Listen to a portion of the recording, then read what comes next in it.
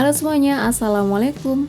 Kalian tahu nggak sih varian putu ayu yang satu ini ternyata enak banget loh. Perpaduan ketan hitam dengan topping kelapa ternyata bikin kue yang satu ini punya rasa yang unik dan beneran enak banget.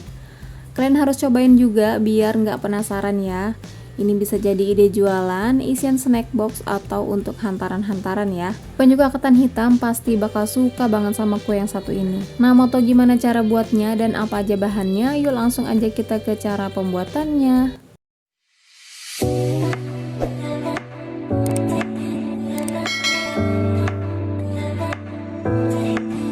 Langkah pertama, siapkan setengah butir kelapa parut setengah tua, kemudian tambahkan setengah sendok teh garam dan 1 sendok makan tepung maizena. Kemudian kukus kelapa kurang lebih selama 10 menit supaya nanti kelapanya tuh nggak mudah basi ya.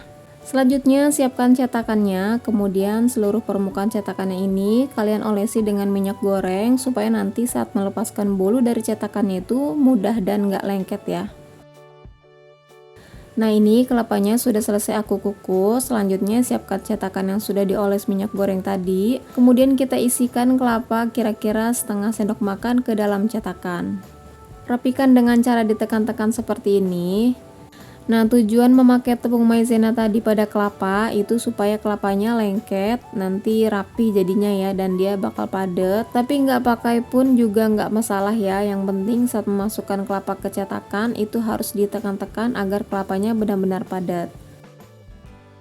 Nah, ini udah selesai, kita isi semua. Selanjutnya siapkan wadah bersih, pastikan tidak basah atau berminyak. Masukkan 2 butir telur, 135 gram gula pasir, setengah sendok teh garam, dan setengah sendok teh SP. Kemudian dimixer hingga kental putih dan berjejak.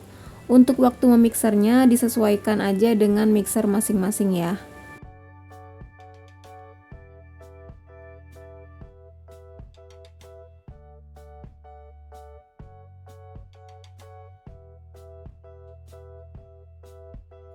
Setelah kental berjejak seperti ini, jadi kalau kita angkat mixernya, adonan telur tidak mudah jatuh ya. Dan yang jatuh pun tidak langsung tenggelam, jadi dia tetap ada jejak di dasarnya.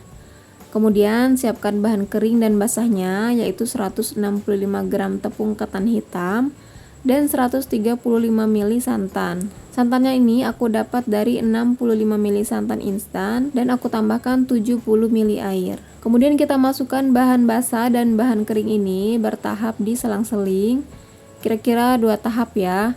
Kemudian kita aduk dulu dalam keadaan mixer belum menyala agar saat di mixer tepung tidak berhamburan. Kemudian kita mixer dengan kecepatan paling rendah aja, asal tercampur rata aja.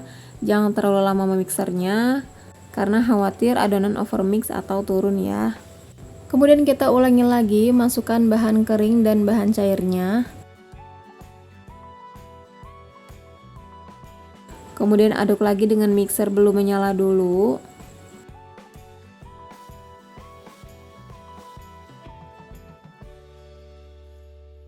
Dan kita mixer lagi asal rata aja dengan kecepatan paling rendah aja. Karena kalau misalnya adonan turun itu bisa menyebabkan bolunya itu bantat atau kempes ya. Nah, ini udah cukup ya. Sekarang kita lanjut mengaduk dengan spatula untuk merapikan samping-sampingnya sambil kita meratakan adonan yang mungkin belum tercampur atau termixer dengan rata tadi ya. Kita aduk dengan teknik aduk lipat seperti ini, pastikan adonan sudah benar-benar tercampur rata ya. Nah, aku rasa ini sudah benar-benar tercampur rata ya. Selanjutnya kita tinggal isikan aja ke cetakannya. Kita isi ke cetakannya kira-kira 3/4 dari cetakannya ya, jadi jangan terlalu penuh karena nanti dia juga bakal naik sedikit.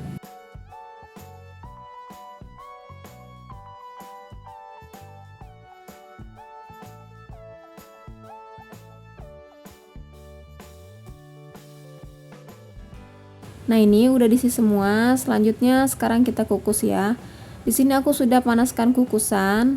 Pastikan airnya itu sudah mendidih dan beruap banyak ya, baru kalian masukkan kuenya. Kemudian ini kita kukus kurang lebih selama 15 menit menggunakan api sedang cenderung kecil. Nah, jika kalian menggunakan kukusan yang biasa atau yang bulat, pastikan tutup kukusannya itu kalian alasi serbet atau kain supaya airnya tuh nggak netes ke bolunya. Setelah 15 menit, ini bolunya sudah matang dan sudah bisa kita angkat ya.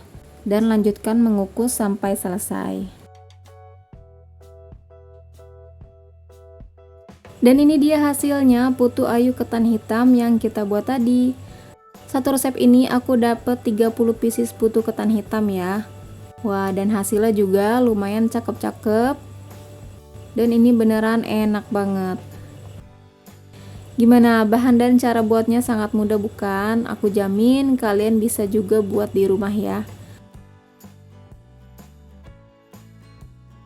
Oke, kurang lebih seperti itu. Selamat mencoba, semoga berhasil. Terima kasih sudah menonton videoku hingga akhir.